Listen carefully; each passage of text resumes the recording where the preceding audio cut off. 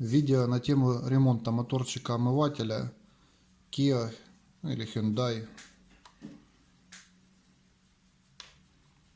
Сломался у меня моторчик. Я его снял, прочистил. Он поработал какое-то время. Неделю, может, две. Потом опять перестал работать. Вот. Решил его разобрать. Искал в интернете.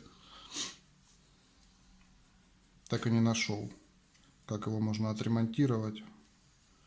Решил разобрать, посмотреть. Может, кому-то будет интересно.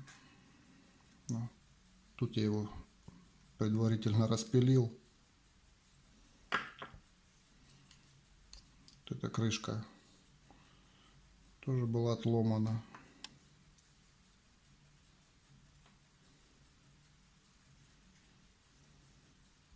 При подаче тока моторчик еле жужжал. Видно, был какой-то засор. Ну, вот решил открыть крышку.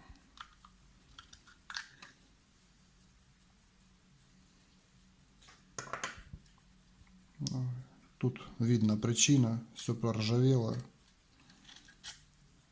Ржавчина не давала вращаться моторчику.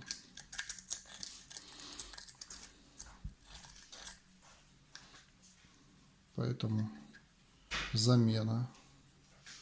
Ремонту он не подлежит. Хотя, конечно, возможно, но это будет ненадолго. Вот такой моторчик.